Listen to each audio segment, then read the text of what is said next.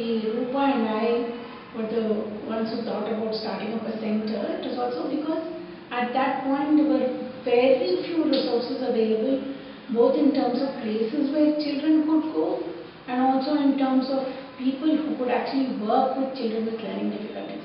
Our focus area at that point was more to do with children who were dropping out of school, who were children with, and in those days it was still called specific learning difficulties. So at that point, Mrs. Swami was a pioneer. She is the one who started this whole thing in Bangalore, and she was running a course for training teachers with learning disabilities from a center. It was then called DEC.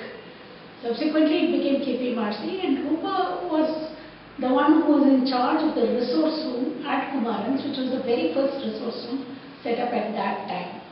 In terms of what sort of resources were available for this specific area, hardly any, which is the reason why we said we'll start. And in the beginning, not only were there no, even though DEC was running the program, there were hardly anybody who were actually trained in it.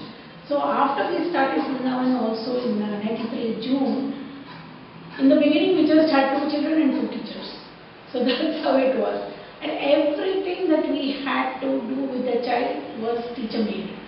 We used to sit and we used to make worksheets, we used to make the training tools, we used to make the teaching aids, everything was made by us.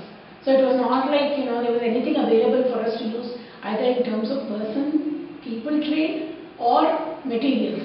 It was just not available. But it was great fun because we were able to do everything. And in many ways it was simpler because we could very systematically go about doing all this, step by step and build on it over the years. Very quickly we grew into a bigger center because all the schools in the surrounding area started referring children to us. And we also started setting up resource rooms. Even there, the first resource room we set up was in Jain Vidyalaya. And there, I remember my son used to go swimming, and then the principal and I were friends with that school, and we had to really pull in the English teacher, high school teacher, she's an amazing person, pull her in and talk to her at least like 5 or 6 times, trying to convince her to shift from being regular mainstream teacher to becoming a special educator. And you'll be surprised to know that she's still there now in charge of the resource room, the Shashwati Mahaparta. So she's still there in Jain Vidyalaya. So it's all about the passion. That's what it was. It's not about the resources for those days.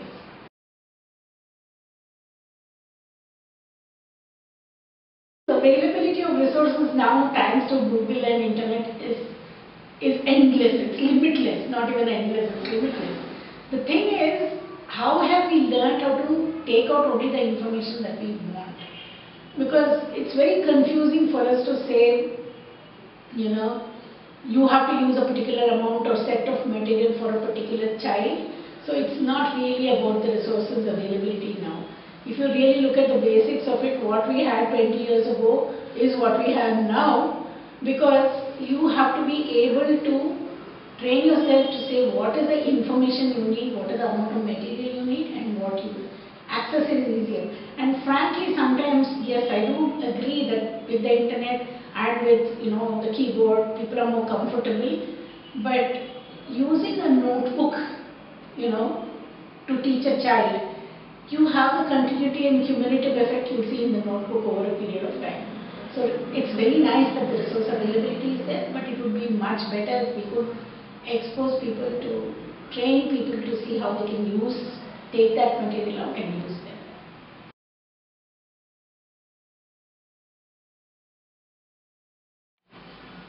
More than anything, I think in India we don't really have enough indigenous resource-based material, right? That's our major drawback, because if you look at, say, for instance, in the United Kingdom, they have this whole government setup of SEN. It's a special educational needs. It's almost like a ministry that's in charge of everything. So they have a curriculum that is consistent, right? They have the A levels and the O levels. Within the curriculum, things may change, but your core curriculum will remain the same. So based on that, they have a whole set of material, multiple sets of materials, which any special education needs resource person can access with not much of an issue. They can say, okay, I have a 5th grader who's working at a 3rd grade level. She goes there and for the core concept, she'll be able to access the material, take it and use it. Still, your adaptations will have to be made depending on the child's requirements. But the core material is there. Whereas in our system, what's happening now is CBSE board, ICSE, SSLC. Now we have IGCSE. And then on top we have the NIOs, which we use most frequently. And more than anything else, like for instance, a year and a half ago, in January, we were told for the economics paper there are 5 additional lessons. How do we prepare our children for material when we don't even know what's going to be in the curriculum? So in terms of resources, everything is still teacher-made. It is not research-based. It is not even anecdotal. And then it's very difficult for us to keep on preparing material year after year. We say that we'll collect material and keep it, but next year it may not be relevant. So definitely there needs to be some thinking about how NCERT is got the minimal levels of learning in place, which is wonderful, but no school follows that system and no exam system follows that system. And if the CBSE board today is saying we're going to cut the curriculum by 50% next year, it's really not much use to us because we don't know what 50% they're going to cut. So we still have no resources available. I think eventually we just have to be very patient, and at this point we still rely on our own capabilities to develop those resources. That's a big drawback.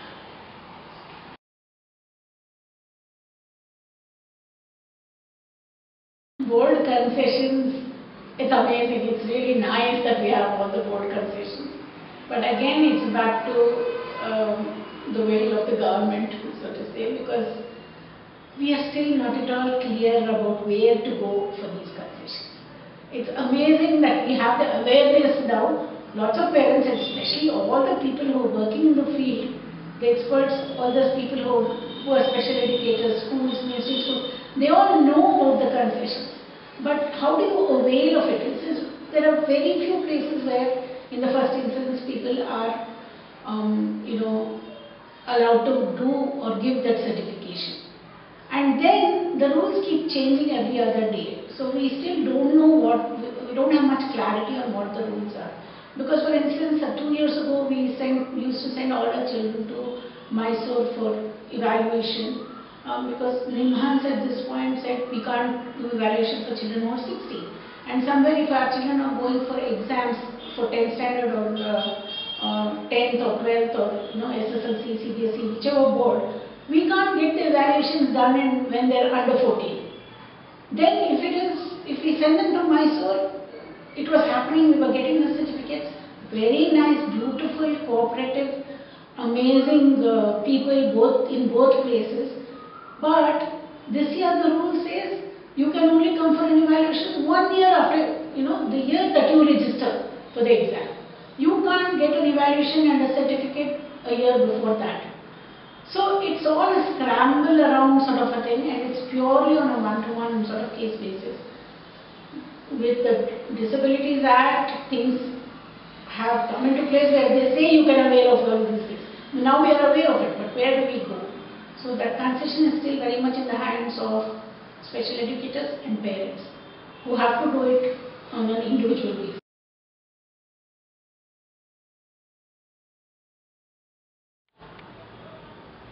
In terms of concessions, I think we are all on par with any other country.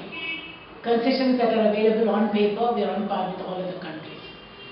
It's about the flexibility of application that we are lacking in now.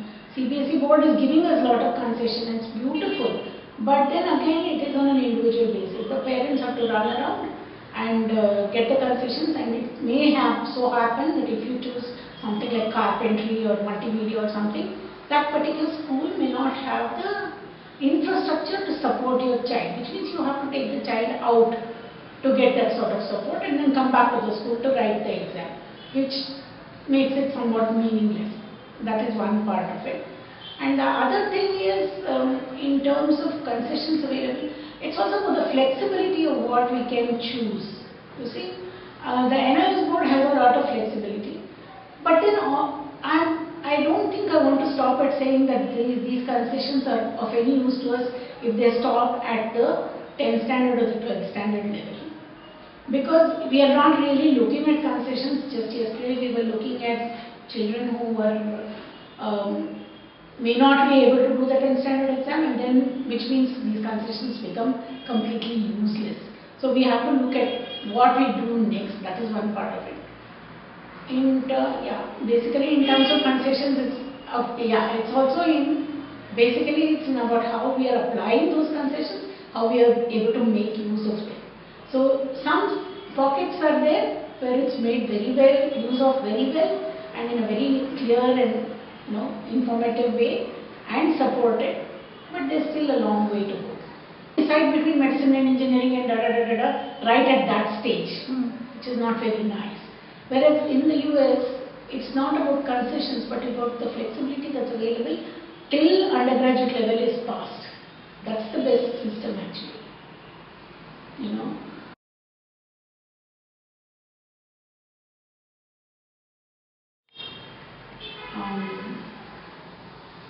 As I said earlier, NCERT reducing the portions is one thing. They have minimal levels of learning that's already been there for the last 20 years.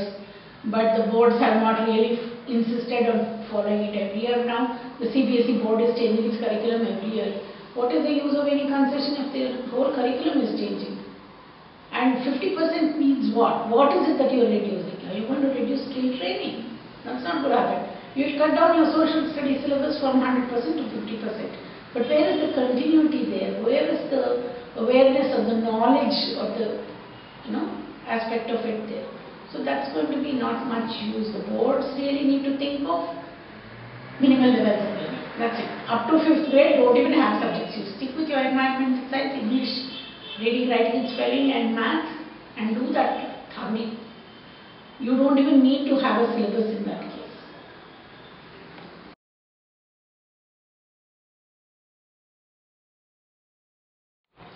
Well, from the interactions I have with parents who come from outside the city, I've had lots of people coming in saying Bangalore, they say, is the best place for inclusion. Therefore, we are coming here. As I said again earlier, it's only in small pockets. So if you take the overall thing, there are some fantastic organizations in Delhi, schools, old schools which have set up models of inclusion which have really done well. And there are schools in Bombay which have gone to the next level and included a lot of vocational training programs and, as we were saying earlier, a livelihood opportunity rather than just a life skill opportunity. So that is happening everywhere. I'm sure in Bangalore that is just starting. That sort of a livelihood opportunity is just starting. In terms of inclusion, yes, at the school level maybe they are more open, many schools are more open. But I don't think it's been done in a very well-planned way. It is just happening in a sort of a non-formal way because of the kindness of several heads of institutions. So I think a lot more structure needs to come into that. As far as awareness goes, it's not going to be of any use if it's not implemented.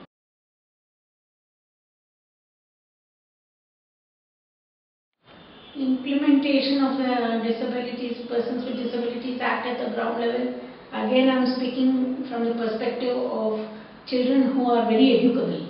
I am not even talking about MR or CP or hearing impaired or visually impaired, which are super specialized at that point, because whichever way you look at it, they need a very specific type of input and training. I am talking about this general population of children who are either slow learners or children with learning difficulties. Why should it be so difficult for us to implement the Act? Because now it is being brought under the purview of the Act. The very basic thing about not having trained teachers. They don't even have to be special educators. I think we were talking about when I was going to school, which was in the mid-60s. I'm sure we would have had children with learning difficulties and slow learners in a school, but our teachers were more equipped in teaching technologies. Pedagogy was so beautiful in those days. If your teacher was not articulate, if they were not experts in their subjects, they wouldn't even be teaching.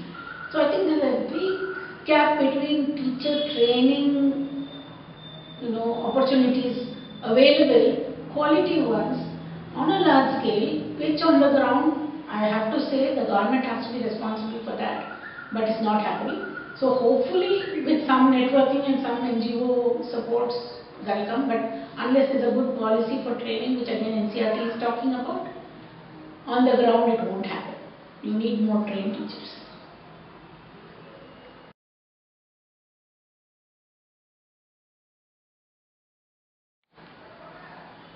I think most NGOs are ready to partner with governments, but what also happens is, NGOs come with particular agendas. All of us, even I only have an agenda to work with children with learning difficulties. So Akshara Foundation will have an agenda to work with the underprivileged children in the rural areas. They are doing wonderful jobs. NGOs in pockets are doing wonderful jobs, and there are many organizations which are collaborating with government and doing government projects. But again, it all comes back to funding. It comes back to, there's no central policy. So as long as that is missing, again it's going to be very difficult. So not that it can't happen. NGOs can do it. If only they could club a number of NGOs together and say follow this pattern, and they could do it, the reach would be far better. And there are millions of NGOs in India which are really doing good work, and I'm sure they should be utilized a bit more.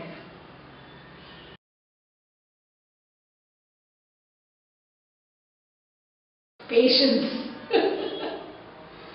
Staying power, patience. See, we can't really implement anything in a jiffy, Everything, any program you start is going to take 5 to 10 years to get into the groove. And for it to stabilize and for it to continue for a long time, it's going to take a long time. Brindavan has been here for 25 years, but we don't have 100 programs.